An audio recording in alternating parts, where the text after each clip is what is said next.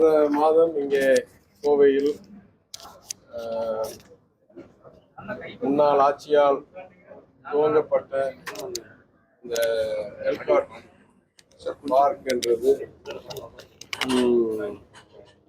பல நிர்வாக குளறுபடிகளினால் திறக்க முடிக்க முடியாமல் இருந்த சூழ்நிலையில் சென்ற மாதம் முதலமைச்சர் அவர்களே இங்கே வந்து நாங்கள் உச்ச நீதிமன்றம் வரைக்கும் போய் அதற்கு அனுமதியெல்லாம் பெற்ற பிறகு அதை திறந்து வைத்து திறந்த அன்னைக்கே சுமார் 2,30,000 சதுரடிக்கு மேல் ஒப்பந்தம் ஆரம்பிக்கப்பட்டு இன்றைக்கு அதெல்லாம் நிறைவேற்றப்பட்டு கேப்ஜெமினி என்ற பெரிய குளோபல் கன்சல்டிங் ஃபர்ம் கிட்டத்தட்ட 1,40,000 அதுக்கப்புறம் பல நிறுவனங்கள் 10,000 20,000 30,000 ஆக்சுவலாக உங்களுக்கு தெரியும் அந்த முழு பில்டிங் எடுக்கிறதுக்கே 2-3 நிறுவனங்கள் தயாராக இருந்தார்கள். இத்தனை என்ன சொல்கிறது சப்ளை டிமாண்ட் மிஸ்மேட்ச் கோயம்புத்தூரில் உங்களுக்கு நல்லா தெரியும், நிறைய டிமாண்ட் இருக்குது. அந்த அளவுக்கு கிளாஸ் ஏ ஆஃபீஸ் ஸ்பேஸ் இல்லை. கடைசி ஒரு 2 வருஷமாக நானும் துறைக்கு வந்த பிறகு முதலமைச்சருடைய உத்தரவின்படி இங்கே நிறைய கம்பெனிஸ் ஈர்க்கணும்னு கிட்டத்தட்ட மாதத்துக்கு ஒரு முறை நான் வெளிநாடு சென்று பல மார்க்கெட்டிங் எஃபர்ட்ஸ் பண்ணிகிட்ருக்கேன். எனக்கும் ஏற்கனவே 20 ஆண்டுகள் வெளிநாட்டில் இருந்த அனுபவம் இருக்கிறதுனாலும் பணி செய்த அனுபவம் இருக்கிறதுனாலும் நம்ம திருச்சி என்ஐடி உலக புகழ்பெற்ற எம்ஐடி போன்ற பல்கலைக்கழகங்களில் நான் கல்வி பெற்றும்போது என்னுடைய நண்பர்கள் இன்றைக்கு பெரிய பெரிய நிறுவனங்களில் மூத்த பொறுப்பில் இருக்கிறதுனாலும் நம்ம கொஞ்சம் அக்ரெசிவாக மார்க்கெட் பண்ணி இங்கே நிறைய நிறுவனங்களை ஈர்த்துட்ருக்கோம். அதற்கு ஒரு உதாரணமாக சென்னையில் 2023ஆம் ஆண்டு 24ஆம் ஆண்டுக்கு சுமார் 11 மில்லியன் ஸ்கொயர் ஃபீட், அதாவது ஒரு கோடிக்கு மேல் சதுரடி, 50 லட்சம் இருந்துட்டு இருந்த சராசரி 1 கோடிக்கு மேலே ஆகி அங்கே நிறைய வளர்ச்சி வந்துருச்சு. அதே போல் கோவையில் அந்த அளவுக்கு கட்டட பணிகள் இல்லாததுனால் இங்கே சப்ளை டிமாண்ட் ரொம்ப எக்ஸசிவாக இருந்துச்சு, மிஸ்மேட்ச். அதனால்தான் இதை திறக்கிறதுக்கு முன்னால் இப்போ திருச்சியெலாம் அந்த மாதிரி இல்லை, திருச்சியெலாம் கொஞ்சம் நாளாச்சு அந்த பில்டிங்கை ஆக்கியபை ஆகிறதுக்கு. ஆனால் கோவையில் திறக்கும் போதே 3 times 4 times ஓவர் சப்ஸ்கிரைப்டு இந்த சூழ்நிலை இருந்துச்சு. எனவே அதை முதலமைச்சரிடம் சென்று அதை முன்வைத்து அவர் ஒரு அறிக்கையை விட்டிருக்கிறார். அந்த அடுத்த நாள் நான் அன்னைக்கு ராத்திரியே சிங்கப்பூர் புறப்பட்டேன். சிங்கப்பூர் ஃபின்டெக் ஃபெஸ்டிவலில் உரையாடுவதற்கும் அங்கே கொஞ்சம் மார்க்கெட்டிங் பண்ணுறதுக்கும். அடுத்த நாள் முதலமைச்சர் வேறு பல நிகழ்ச்சிகள் முடிந்த பிறகு அறிவிச்சிருக்கிறார். இருக்கிற ஒரு 3 டெசிக்னேட்டட் ஸ்லாட் அந்த எஸ்இசெட்டில் ஒன்று 6 ஏக்கர் போலன்னு நினைக்கிறேன்.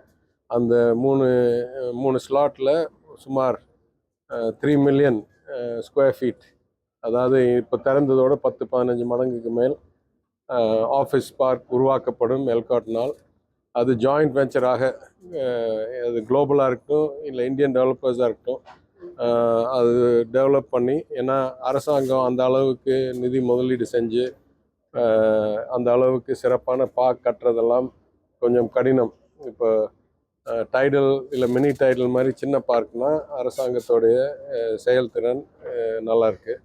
இந்த பெரிய பெரிய ப்ராஜெக்ட்ஸ் நான் நிதியமைச்சர் ஆகும்போது உதாரணத்துக்கு அறிவித்த குளோபல் ஃபின்டெக் சிட்டி, அதே இந்த ஜாயிண்ட் வெஞ்சர் மாடலில் தான் இப்போ நந்தம்பாக்கத்தில் நடந்து கொண்டு இருக்கிறது. ஏற்கனவே 2 பிளாட் ஜாயிண்ட் வெஞ்சர் சைன் ஆகி கட்டணம் பணிகள் நடந்து கண்ணுக்கு தெரியுது இந்த இது பக்கத்தில் ட்ரேட் சென்டர் பக்கத்தில். அதே மாதிரி கோவையில் அவசரமாக முடிக்கிறதுக்கும் வேர்ல்ட் கிளாஸ் இன்ஃப்ராஸ்ட்ரக்சர் கொண்டாடுறதுக்கும் கிளாஸ் ஏ ஆஃபீஸ் ஸ்பேஸ் எங்கே வேணாலும் எந்த கம்பெனி உலகத்தில் தேடுறதுனாலும் கிடைக்கிற மாதிரி பண்ணுறதுக்கு அந்த அறிவிப்பை விட்டுருக்கிறார். அதற்கு பிறகு we are finding the right real estate firm partner. உங்களுக்கு தெரியும் 4-5 பேர் தான் இருக்காங்க உலகத்தில். Knight Frank, Jones Lang LaSalle, CB Richard, அது மாதிரி ஒரு 4-5 real estate management firm, marketing ஃபர்ம்ஸை வச்சு யார் சரியான பார்ட்னர் பார்த்து அதை மார்க்கெட் பண்ணி கூடிய சீக்கிரம் இன்னும் ஒரு 2 மாதம் 3 மாதத்துக்குள்ளே அதற்கு ஒரு டீட்டெயில் ப்ராஜெக்ட் பிளான் போட்டு அதற்கு ஆளுங்களை தேடி பண்ணலான் இருக்கோம். அது நீங்கள் கேட்ட கேள்விக்கு நான் பதில் சொல்கிறேன். போன ட்ரிப்போடைய தொடர்ச்சியாக தமிழ்நாடு முழுவதும் பல வகைகளில் இந்த மாதிரி பணிகள் நடந்து கொண்டிருக்கின்ற. என்னை பொறுத்த வரைக்கும் ஐடி துறையில் இருக்கிற எல்காட் எஸ்இசட்லலாம் நிறைய இடத்துல நிலம் ஒதுக்கப்பட்டு கட்டணம் கட்டாமல் பல ஆண்டுகள் ஆகிவிட்டு. அது ஏற்கனவே நான் எதிர்கட்சி உறுப்பினராக இருக்கும்போதே தணிக்கை குழு அறிக்கையில் நான் கூறியிருக்கிறேன். சிப்காட்லேயும் சரி எல்காட்லேயும் சரி பல கவர்மெண்ட் எஸ்டேட்ஸ்லேயும் சரி எப்போல்லாம் லேண்ட் அலோகேஷன் ஆகுதோ அதில் ஒரு கிளாஸ் இருக்கும், 3 வருஷத்துக்குள்ளே கட்டணும், வேலை வாய்ப்புகளை உருவாக்கணும்னு. அது பல இடங்களில் நிறைவேற்றாமல் இருந்ததுன்னு நான் எதிர்கட்சியாக இருக்கும்போதே எடுத்து கூறியிருக்கிறேன். அது நாங்கள் ஆளுங்கட்சி வாழ்ந்த பிறகு, நான் நிதியமைச்சராக இருந்த பிறகும் சரி இப்பயும் சரி அதெல்லாம் திருத்தி எங்கெல்லாம் கட்டாமல் இருக்கோ அதெல்லாம் திருப்பி எடுத்து அதெல்லாம் அவசரமாக புது கட்டடப் பணிகள் ஆரம்பித்து இல்லை புது அலோகேஷன் ஆஃப் லேண்ட் அடுத்த கம்பெனிக்கு கொடுத்து. ஏன்னா இருக்கிறதுலே நம்மளுக்கு குறையாக இருக்கிறது நிலம், சரியான ஊரில் சரியான இடத்தில் இருக்கிறது. அதை ஃபுல் மேக்சிமைஸ்ட் பலனுக்கு கொண்டாடுறது அரசாங்கத்துடைய கடமை. அதே மாதிரி சொல்கிறேன், பொதுவாக பப்ளிக் லீஸுக்கு நான் நிதியமைச்சராக இருக்கும்போது குத்தகை பாலிசி உருவாக்கப்படும்னு சொல்லி அதுவும் நடந்து கொண்டிருந்தது. அதற்கு பிறகு இப்போ முடிவடைந்திருக்கும் நினைக்கிறேன். So broadly we are trying to increase the efficiency of the space. We have that much demand. ஏன்னா இங்கே இருக்கிறது டேலண்ட். அதான் நம்மளுக்கு இருக்கிறதுல 2 பெரிய சக்தி என்னென்னா, கிட்டத்தட்ட நாட்டோடைய 20% என்ஜினியரிங், பாலிடெக்னிக், ஐடிஐ கிராஜுவேஷன் நம்ம 6% இருக்கிற மாநிலத்தில் இங்கே உருவாக்குறோம். அதே போல் நம் ஊரில் பயிற்சி பெற்று பிறந்து பல நாடுகளில் வாழும் மூத்த executives in all fields but particularly in technology like Mrs. Basu, they are very keen to work with us and bring their expertise, their vision, their firms back to Tamil Nadu to try and provide opportunities. So அந்த அடிப்படையில் அது ஒரு ஃபோக்கஸாக வச்சுக்கிட்டு ஒரு international லிங்கேஜை அதிகரிக்கிறதும் Tamil டயாஸ்போராவுடைய ஸ்ட்ரெங்க்ஸையும் எண்ணத்தையும் leverage பண்ணுற வழியிலும், அதே போல் இங்கே பெஸ்ட் கட்டிங் எட்ஜ் ஜாப்ஸ். இந்த நிறுவனத்தோடைய புகழ் என்ன என்றால், அது அந்த சின்ன அந்த இளைஞர் சொன்ன மாதிரி இந்த மாதிரி ஏஐ ஜாப்ஸ் கொண்டாடுறது ஒரு ஈகோ சிஸ்டத்தையே உருவாக்கும். ஏன்னா this is the leading edge. இந்த மாதிரி the demand for this is only going to go up again and again. Madam சொன்னாங்க, இது இந்த அளவுக்கு நாங்கள் கொண்டாந்துருக்கோம்னா இதுக்கு மேல் அடுத்தாப்புல கூடுதல் தகவல் தேடும். இல்லை நண்பர் ரூத் ராமசாமி சொன்ன மாதிரி நீங்கள் துபாயையும் நியூயார்க்கையும் லண்டனையும் மாடல் பண்ணுறீங்க, நீங்கள் கோயம்புத்தூரையும் மாடல் பண்ணணும். அப்போ கோயம்புத்தூர் மாடல் பண்ணணும்னா அவங்களுக்கு தெரியும் நம்மளுடைய ரோட் கண்டிஷன்ஸும் நம்மளுடைய டிரைவர் பிஹேவியரும் வேறு நாடுகளோட கொஞ்சம் தனிப்பட்ட முறையாக இருக்கும். அப்போ அதுக்கெல்லாம் இன்னும் கூடுதல் மாடலிங் பண்ணணும், கூடுதல் கம்ப்யூட்டருக்கு ட்ரைனிங் கொடுக்கணும். அதனால் ஏஐன்றது நம்ம ரொம்ப சுலபமாக சொல்கிறோம். eventually the machine will do its own processing.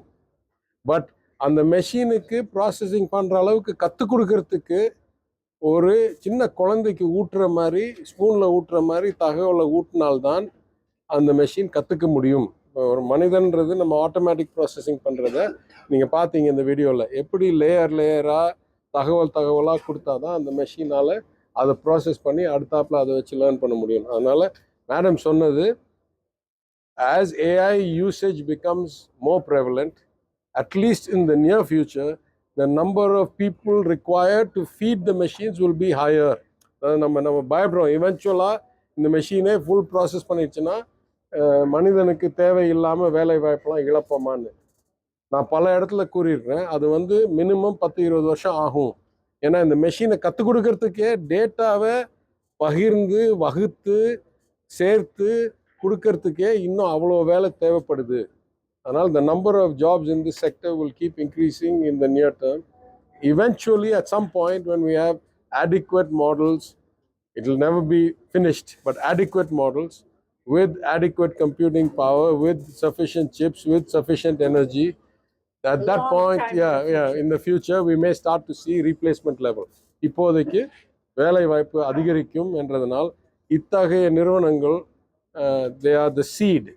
அதாவது ஒரு விதை போட்டு அதுலேருந்து வளர்கிற மாதிரி. ஏன்னா இந்த மாதிரி ஸ்கில்ஸ் வேறு எங்கேயும் இல்லாத ஸ்கில்ஸை இது இங்கே திறக்கிறேன். இதே மாதிரி ரேடியாலஜியில் நான் சென்னையில் ஒரு கம்பெனியை திறந்திருக்கேன், எக்ஸ்ரே ஏஐ மெஷினும், Australian company. So we are bringing these kinds of cutting edge You technologies. saw some of the Right. medical AI Yeah, there yeah, in the terms surgeries, of yeah. the surgery. Those were diagnostic of processing chest x-rays and brain CT scans.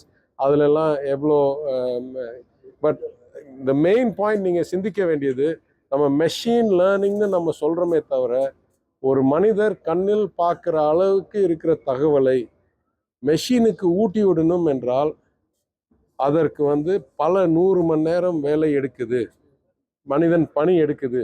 ஏன்னா machine can process whole information like us. It needs to process bit by bit, image by image, frame by frame. In fact, So- one discussion we were having is how far ahead is the machine? And manager என்ன சொன்னார், kinder garden அளவுலேருந்து வளர்க்க ஆரம்பிச்சிருக்கோம் இந்த மெஷினோடைய கேப்பபிலிட்டியை. பட்டாதாரியை மாற்றினா தான் மனிதன் அளவுக்கு இருக்கும். இப்போ 5ஆம் கிளாஸில் தான் இருக்குன்னு சொல்கிறேன்.